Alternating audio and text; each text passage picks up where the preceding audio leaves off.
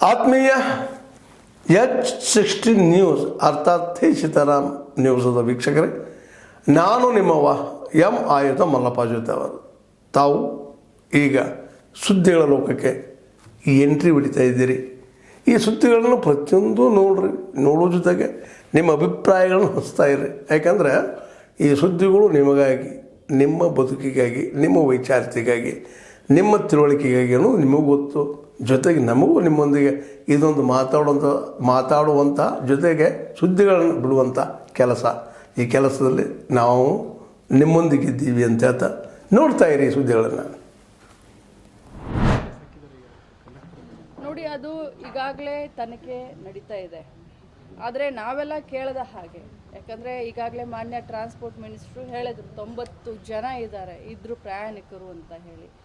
ಎಲ್ಲೋ ಯಾರೋ ಏನೋ ತಮ್ಮ ಒಂದು ಇದಕ್ಕೆ ಈ ರೀತಿ ಪೋಕ್ಸೋ ಕೇಸ್ ಹಾಕಿ ಇದನ್ನು ಮಾಡಿ ಅದೆಲ್ಲ ತನಿಖೆ ಆಗಲಿ. ತನಿಖೆ ಆದಮೇಲೆ ಅದು ಹೊರಗೆ ಬರುತ್ತೆ. ಬಟ್ ಒಂದೇ ಮಾತನ್ನು ಹೇಳಲಿಕ್ಕೆ ಬಯಸ್ತೇನೆ, ಇವತ್ತು ಕರ್ನಾಟಕ ರಾಜ್ಯ ಬೇರೆ ಅಲ್ಲ, ಇನ್ನೊಂದು ರಾಜ್ಯ ಬೇರೆ ಅಲ್ಲ. ದೇಶ ಅಂತಂದಾಗ ನಾವೆಲ್ಲರೂ ಒಂದೇ.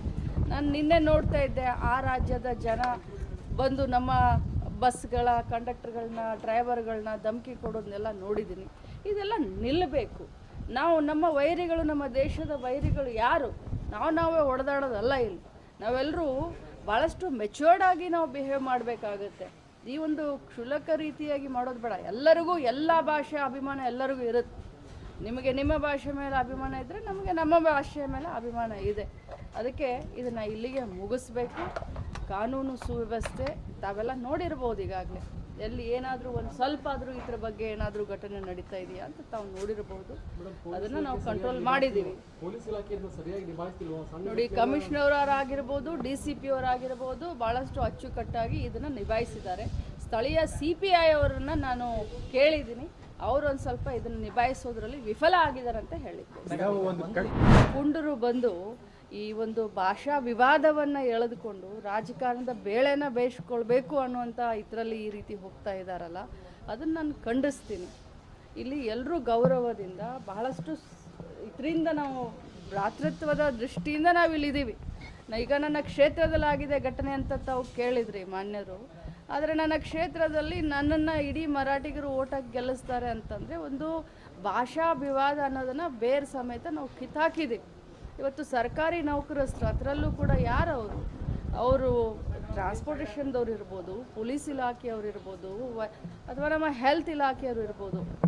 ನಾವೆಲ್ಲ ನಮಗೆ ರಜೆ ದಿನಗಳಿದ್ದಾವೆ, ಆದರೆ ಅವರಿಗೆ ಹಬ್ಬ ಹರಿದಿನವೂ ಇಲ್ಲ, ರಜೆನೂ ಇಲ್ಲ, ಸಂಡೇನೂ ಇಲ್ಲ. ಅವರು ನಮ್ಮ ಸೇವೆಯನ್ನು, ಜನರ ಸೇವೆಯನ್ನು ಮಾಡುವಂಥ ಸಂದರ್ಭದಲ್ಲಿ ಈ ರೀತಿ ಅವ್ರ ಮೇಲೆ ಕೈ ಮಾಡ್ತಾ ಇರೋದು ಅಕ್ಷಮ್ಯ ಅಪರಾಧ. ಮತ್ತು ಇಲ್ಲಿ ಯಾವುದೇ ವಿವಾದ ಇಲ್ಲಿ ಎಲ್ಲರೂ ಕೂಡ ಚೆನ್ನಾಗಿ ನಾವು ಇದ್ದೀವಿ. ಇನ್ನು ಮುಂದೆನೂ ಕೂಡ ಇದ್ದೀವಿ. ಯಾರು ಕಿಡಿಗೇಡಿಗಳಿದ್ದಾರೆ, ಯಾರು ಈ ಘಟನೆಯಲ್ಲಿ ಯಾರು ತಪ್ಪಿತಸ್ಥರಿದ್ದಾರೆ, ಅವ್ರ ಮೇಲೆ ಶಿಕ್ಷೆ ಆಗೋ ರೀತಿ ನಾವೆಲ್ಲರೂ ಕೂಡ ನೋಡ್ಕೊಳ್ತೀವಿ. ಹಾಗಾಗಿ ಇಂಥ ಘಟನೆಗಳನ್ನು ನಾನು ಅತ್ಯಂತ ಕಠಿಣ ಶಬ್ದಗಳಿಂದ ಖಂಡಿಸ್ತೀನಿ. ಯಾಕಂತಂದರೆ ನಾವೆಲ್ಲ ಬಹಳಷ್ಟು ಸುಮಧುರವಾಗಿ ಎಲ್ಲರೂ ಚೆನ್ನಾಗಿ ಇಲ್ಲಿ ಇದ್ದೀವಿ. ತಮಗೂ ಎಲ್ಲರಿಗೂ ಗೊತ್ತಿರ್ಬೋದು. ಈ ಘಟನೆ ನಡೆದ 5 ನಿಮಿಷಕ್ಕೆ, ನನಗೆ ಗೊತ್ತಾದ 5 ನಿಮಿಷಕ್ಕೆ ನಾನು ಕಮಿಷನರ್ ಅವ್ರಿಗೆ ಫೋನ್ ಮಾಡಿದಾಗ ಕಮಿಷನರ್ ಅವರು ಬೆಂಗಳೂರಿನಲ್ಲಿದ್ದರು. DCP ರೋಹನ್ ಅವ್ರಿಗೆ ಫೋನ್ ಮಾಡಿ ಘಟನೆಯ ವಿವರವನ್ನು ಎಲ್ಲ ಅವತ್ತನೇ ತೆಗೆದುಕೊಂಡು ಯಾರು ತಪ್ಪಿತಸ್ಥರಿದ್ದಾರೆ, ಯಾರು ಸರ್ಕಾರಿ ನೌಕರಸ್ಥರ ಮೇಲೆ ಕೈ ಮಾಡಿದ್ದಾರೆ, ಅವರನ್ನು ತತ್ಕ್ಷಣ ಅರೆಸ್ಟ್ ಮಾಡಿ ಅಂತಲೇ ನಾನು ಡೈರೆಕ್ಷನ್ ಅವತ್ತನೇ ಕೊಟ್ಟಿದ್ದೀನಿ.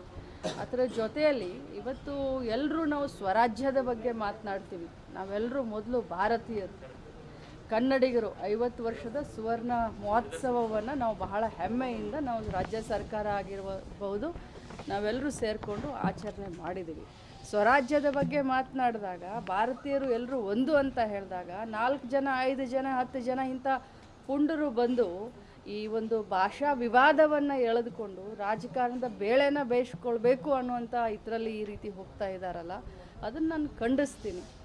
ಇಲ್ಲಿ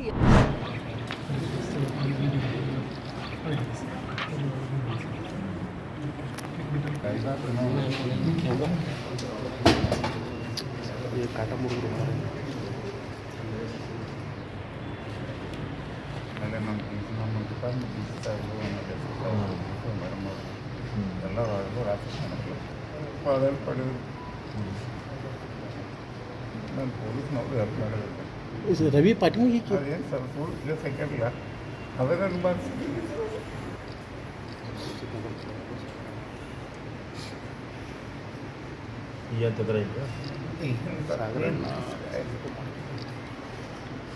ರವಿ ಅದೊಂದು ನನಗೆ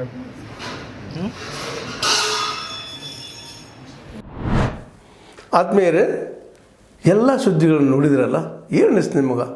ಇದರಲ್ಲೇ ನಿಮ್ಗೆ ಲೈಕ್ ಆಗಿರ್ಬೋದು, ಡಿಸ್ಲೈಕು ಆಗಿರ್ಬೋದು, ಕಾಮೆಂಟ್ ಬೇಡಪ್ಪ ಅಂತೂ ಅನಿಸಿರ್ಬೋದು, ಕಾಮೆಂಟ್ ಮಾಡಬೇಕಪ್ಪ ಅನಿಸಿರ್ಬೋದು, ಶೇರ್ ಮಾಡಬಾರ್ದಪ್ಪ ಅನಿಸಿರ್ಬೋದು, ಅದು ಮಾಡಬೇಕು ಅನಿಸಿರ್ಬೋದು. ಏನಾದರೂ ಆಗಲಿ ಶೇರ್ ಮಾಡ್ತಾಯಿರಿ, ಈ ನ್ಯೂಸ್ಗಳನ್ನ ಹಂಚ್ತಾ ಇರಿ, ಜೊತೆಗೆ ಇದಕ್ಕೆ ಸಬ್ಸ್ಕ್ರೈಬ್ ಆಗ್ತಾಯಿರಿ ಅಂತ ಹೇಳ್ತಾ H16 ನ್ಯೂಸ್ ಅರ್ಥಾತ್ ಹೇ ಸೀತಾರಾಮ್, ಇದು ಸತ್ಯದ ಕೈಗೆ ನಡಿ. ವಂದನೆಗಳು.